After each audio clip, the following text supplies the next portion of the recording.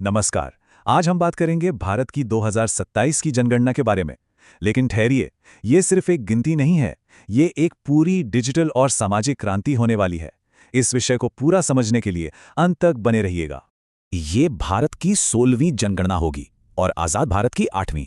लेकिन इसे सिर्फ एक नंबर मत समझिएगा, ये अब तक की सबसे अलग, सबसे अनोखी जनगणना होने वाली है। और क्यों, बस थोड़ी ही देर में पता चल जाएगा।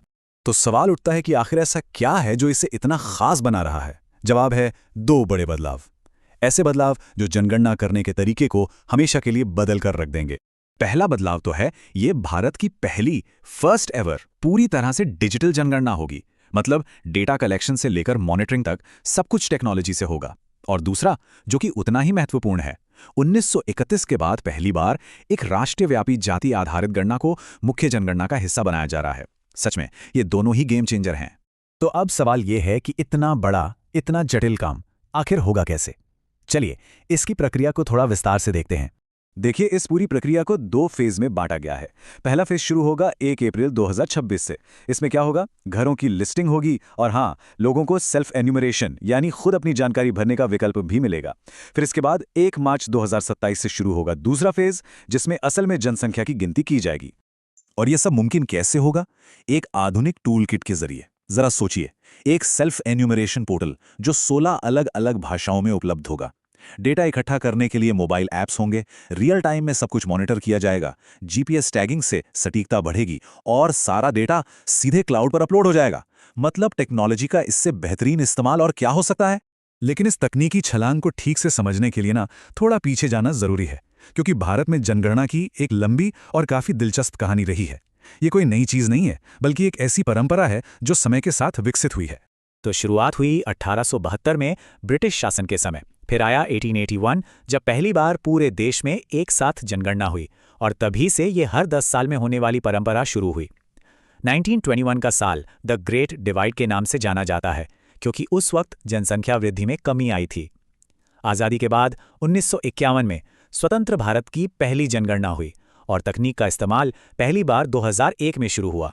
अब देखिए, जब इतने बड़े पैमाने पर डेटा इकट्ठा होता है तो दो सवाल मन में आना लाजमी है। पहला, इसका कानूनी आधार क्या है? और दूसरा, और शायद सबसे जरूरी, हमारी जानकारी कितनी सुरक्षित है? इसका जवाब मिलता है जनगणना अधिनियम 1948 में। ये कानून न सिर्फ ये कहता है कि सबको सहयोग करना जरूरी है, बल्कि ये आपकी जानकारी की सुरक्षा की पूरी गारंटी भी देता है। आपकी व्यक्तिगत जानकारी इतनी गोपनीय रखी जाती है कि उसे किसी भी अदालत में सबूत के तौर पर भी पेश नहीं किया जा सकता। ये एक बहुत बड़ी बात है। तो संक्षेप में कहें तो जनगणना संविधान के अनुच्छेद 246 के तहत एक राष्ट्रीय कर्तव्य है, जिसे केंद्र सरकार कराती है। और सबसे महत्वपूर्ण बात जो याद रखनी है, आपका व्यक्तिगत डेटा हमेशा गोपनीय रहता है। जनता के लिए सिर्फ समग्र डेटा जैसे साक्षरता दर या लिंगानुपात ही जारी किया जाता है। तो अब तक हमने ये समझ लिया कि जनगणना क्या है और कैसे होगी। पर अब आते हैं सबसे बड़े सवाल पर। आखिर ये इतनी महत्वपूर्ण क्यों है? इतनी बड़ी कवायद का मकसद क्या है? हाँ, सवाल बिल्कुल सीधा है। आखिर देश के लिए डेटा का ये इतना बड़ा संग्रह इतना जरूरी क्यों है?